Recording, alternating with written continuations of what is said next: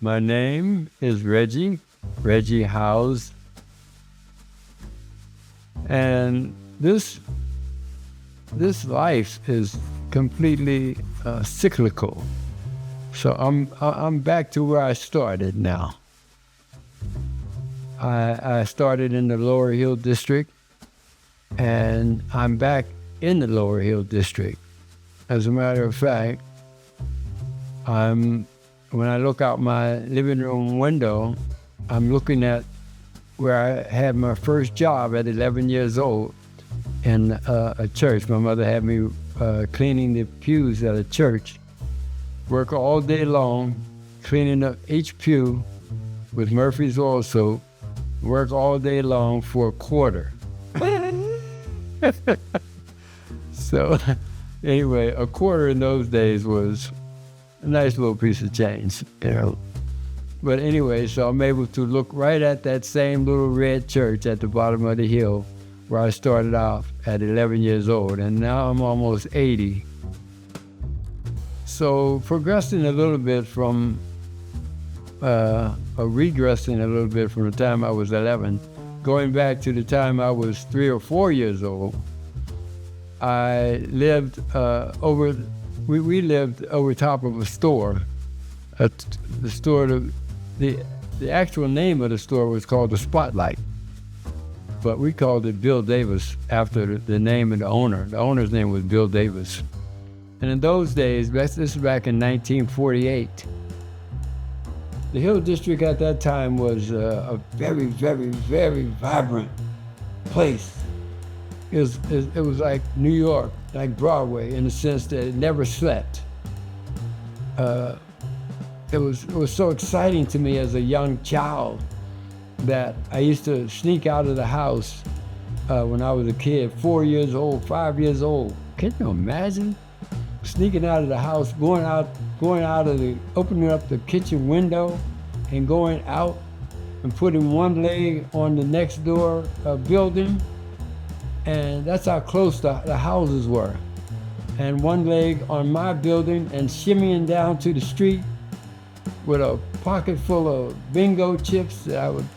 Each bingo chip I put into the bubble gum machine would yield some bubble gum and pistachio nuts, and I would get bubble gum and the streets were full of music. There was music everywhere. Every step you took was music everywhere. There were so many bars, and each bar had its own personality. And I would walk up, nobody ever said anything to me. It was like in the middle of the night. Like I said, the Hill District never slept. The store downstairs from where we lived stayed open 24/7. The store across the street, Bobby Hinton's store, stayed open 24/7. I used to walk up and down the streets chewing my bubble gum and eating pretzels and looking at standing in the barroom doors, just looking at the ladies raising their dress and just dancing, and the guys were just shimmying and dancing. In those days, the bars and clubs had a different entrance and exit for the men and for the women. The women couldn't come into the same entrance that the men came in. The women always had a side entrance, and it had the word ladies written over top. So that's the way the ladies came in and out of each bar. And no lady could sit at the bar. In those days, back in 1949, no respectable ladies sat at the bar. The ladies always sat in the booth. The men sat at the bar. If there was a lady sitting at the bar, she was considered what you call a lady of the night, you know. She was selling her wares, you know. So I saw way too much. It's hard to try to discount my story without being a little bit regretful of some of the things that I saw as I walked up and down the street as a 4 and 5 year older. Walk up and down Fullerton Street, listening to the music and dancing and watching people dance. But I saw so much violence too. I saw way more violence than any child should ever see. I think I saw so much violence, it made me think that I was never going to get to be an old person like I am now. I never thought that I would live to be more than 21, 22. I thought 23 years old was far beyond any age that I could imagine living. But here I am at the age of 80, so God has had another plan for me. All right, John. Alator, although the One thing I do remember is whenever Joe Louis would fight. Joe Louis's nickname was the Brown Bomber. And it seemed like the whole neighborhood was involved. Whenever Joe Louis had a fight. In those days, nobody had a TV. A TV wasn't even invented back in those days, so you can't miss what you never had. So we never, nobody had a TV, but we did have a radio, and everybody would crowd around the radio every day and every evening. And we came home from kindergarten, first grade, second grade. After you did your little studies, you got around the radio, and we had different programs that we listened to. And the radio was so wonderful because you got a chance to use your imagination. Rather the TV shows you the images as it goes from frame to frame to frame to frame, and it kind of serves up everything on a silver platter. But the radio, you had to use your own imagination for what the radio announcer was saying. But getting back to Joe Louis, whenever Joe Louis would fight, it seemed like the whole neighborhood was involved. When the fight started, everybody, the streets were absolutely clear. There wasn't a soul on the street whenever Joe Louis' fight would start. And everybody listened so highly intently to the whole fight. And you hit him with a left, hit him with a right. And every Friday, about the third or fourth round of the fight, they said, Joe Louis, hit him with a jab, hit him with another thing, hit him with a hook, hit him with an uppercut. He's out. And the announcer would start counting 1, 2. When it got to 10, he was out. And I'm telling you, everybody poured out of the houses into the streets. And the music was on. You could hear a pin drop while the fight was going on. But I'll tell you, when Joe Louis would look like Joe Louis would knock somebody out every Friday, and I'm telling you, when the radio announcer got to 10, man, the streets came alive again. Man, the ladies were dancing, the guys were dancing, and the party was on. The bulldozers came through about 1951. One day my dad came home in 1950, either 1950 or 1951. My dad came home from work. He called my mother May. He said, May, I just paid a guy $20 to move our name up on the list, to move our name up on the list to get a project, and so we could move this weekend. So my mother said, "Oh," she said, "No, we ain't moving this weekend." She said, "We moving tonight." And so my dad said, "Tonight?" She said, "Yeah, get on out of here, Bill. Go get a truck. We getting out of here tonight." And so that's exactly what happened. That night, my dad went and got a truck, and we came, and the truck came, and we moved that very night. And we woke up the next morning, and I'm telling you, we had a new refrigerator, a new stove, we had a laundry room downstairs, and I'm telling you, we thought we had died and went to heaven.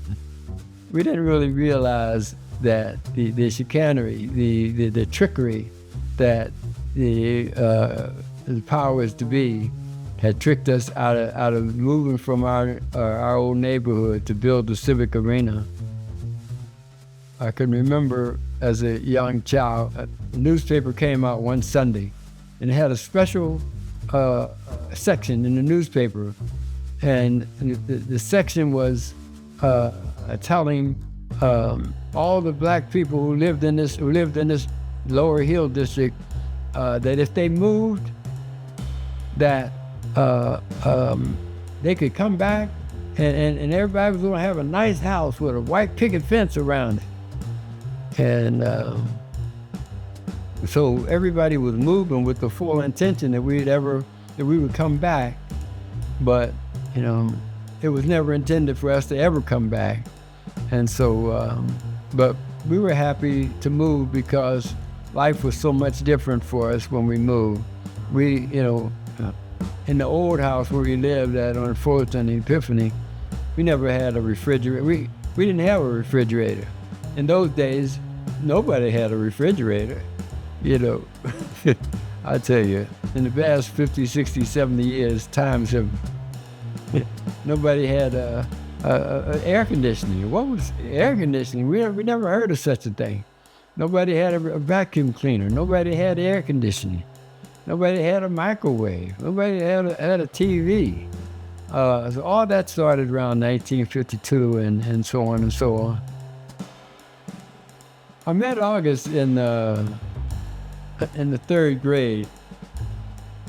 I had already moved to the Upper Hill District into the projects, but August's family stayed in the Lower Hill District, and August came to St. Richard's Elementary School, where I first met August, I think back in 1953, something like that. And August was a beautiful guy. But he was very shy, and I think he was so shy because he stuttered so badly, And I can remember that I was one of the few people who befriended August to the point where we weren't great, run around buddy friends like that. But I befriended August to the point where I had the patience to stand there and listen to August try to express anything, express one sentence. It would take him, it seemed like 5 minutes to talk about, just to express one sentence. He stuttered so badly. But I think I felt sorry for August, August never got picked on because August was considered to be, halfway crazy.